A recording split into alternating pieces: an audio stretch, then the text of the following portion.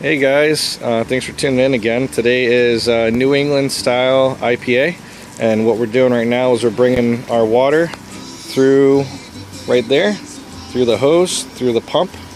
It's coming out the other side of the pump to the bottom, and it's underletting and coming up through the grains. You can see now. All right, we got the right amount that we need. We can go ahead and mix up all of our grains and see you in a few. Alright guys, so now we are mashing.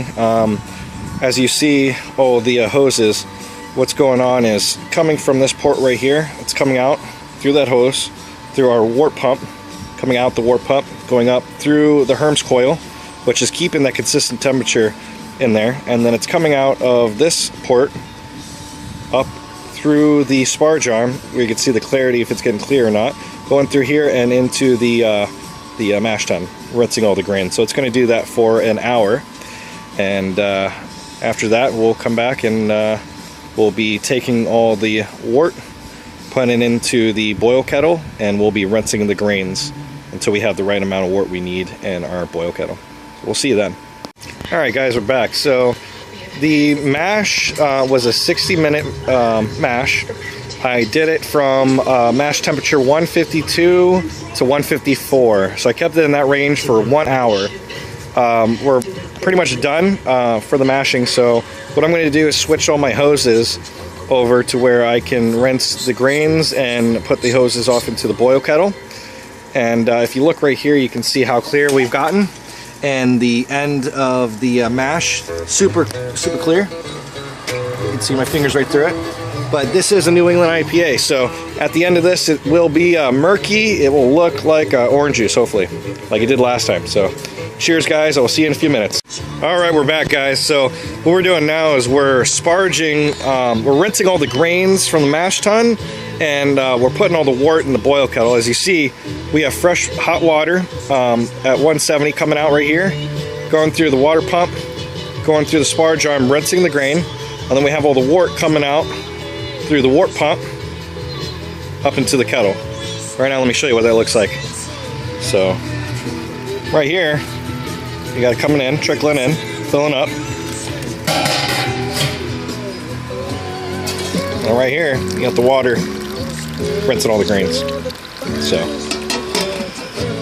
we're doing right now, and when we have all the wort into the boil kettle, I'll go ahead and start the boil, and we'll start our additions. We have a lot of hops today because it is a New England IPA. We'll be using Galaxy, Simcoe, and another hop I have. I'll go through that later, and we're using a hop shot for the bittering. So we'll see you then. Alright guys, so we're back. The boil had just started, so I don't know if you can see, but we have a rolling boil going, and now I'm going to do a half of a hop shot right now.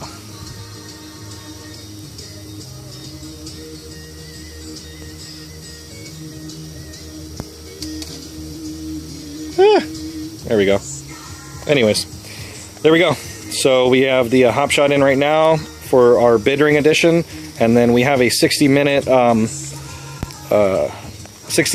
boil. After the 60 minutes is over, we're going to cool it down to 180 and then add our whirlpool. So we'll see you then. Okay guys, we're back. We're at the end of the boil for the most part. We're going to be adding right now is our Yeast Nutrient, which is there. This is my Uncle Bill. He is helping out today. And as you guys can tell, it is dark. So yeah, brew day, we started late. But so we're adding the Yeast Nutrient, and after that, we're going to add our first hop addition, which is 1 ounce of Cascade. And then we're going to let it go for a couple more minutes and turn on the wort chiller, cool it down to 180, and we'll be pitching the rest of our hops, which is 2 ounces of 2 ounces of Citra and an ounce of Simcoe. See you then. All right, we're back, guys. So we've cooled down the wort to 180. This is the hop charge we're going to do. Big one. It's got Simcoe, Galaxy, and we're going to throw that in right now. Let's do it. Can't really see, it's dark, guys. Apologize. There we go. It's in. All right, we're cooled down and pitch the yeast. And next time I see you guys, we'll be tasting it. Cheers. Well, welcome back, guys. So today we're talking about this New England style IPA right here. This is a beer that I brewed right here. Top it up a little bit. There we go. Anywho,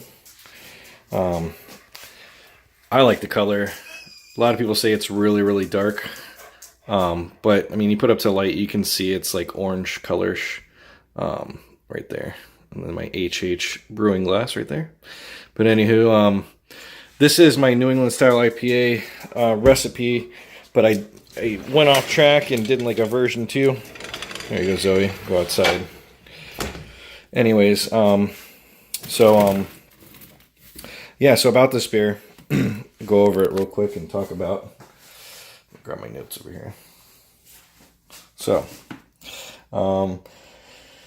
grain bill was 10 pounds of 2-row, did 2 pounds of flaked oats and 3 pounds of white wheat malt.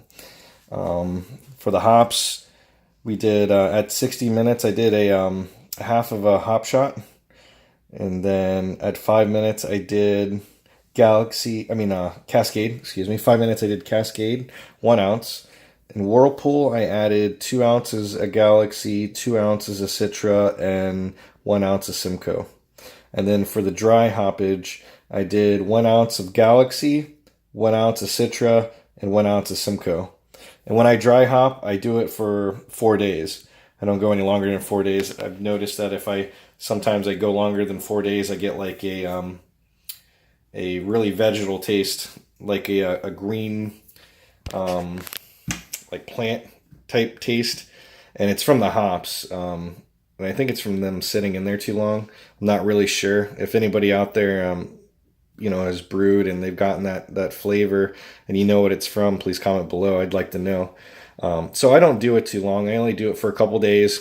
I say 5 days is max, but I always like to do like 4 days, and that's usually what I do. So the last 4 days of it being in the in the carboy, I'll let it sit in the carboy the last 4 days, and then I'll rack it into the keg. And so the yeast, I changed up the yeast. So I did 1318 Y yeast, London Ale 3. Also added some yeast nutrient and did a 60-minute boil. My mash pH was 5.4. Let's see. The ABV on this one was 3.81 ABV, so almost 4%. I just say 4 when it's that close. So, anyways, huge citrus bomb in the nose. Smells amazing. Let's see if you can see better. Here, let me get in the light a little bit more, because it's a murky beer. There you go. Very murky, but lots of hops in it, and it's amazing. So, yeah, nice. You definitely get the bittering from all the hops. Definitely from the hop shot, and I mean, this mainly where you're getting the bittering from is from that hop shot. It's really good, nice bittering, and then it's kind of thick and creamy almost, and then you just get all the hops at the end, and it's a great beer. So just want to go over that and talk about it a little bit. The brew day was pretty good. Everything went well. Yeah, I'm trying to think if there's anything else I could think about to tell you guys. So yeah, great beer. I've brewed it before, but I changed this time. What I did was I changed the hops and I changed the yeast. That was the things I did different this time. And that's about it. The last time I made it, let me go over this with you real quick. Last time I made it, it looked like orange juice. It was really amazing.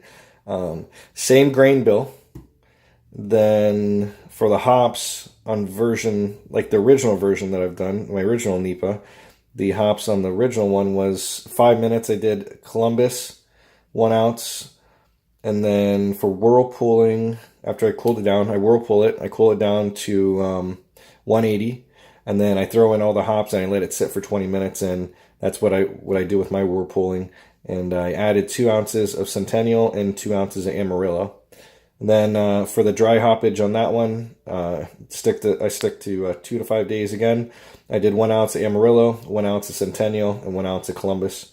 And the yeast on that one was 1056 Yeast Ale. So that one came out to be just about 4% as well. So, anywho, I'll sign out here. Everybody keep brewing, and cheers. See you on the next one. And if you have any questions about this beer or the previous one, I didn't post the previous one on my channel, but if you do watch the Strawberry Brew Day, when I make my strawberry beer, if you watch that brew day on my channel, you will see me pour it in that video. At least to get to see what it looks like. So, all right, guys, you all have a good one, and cheers. Peace.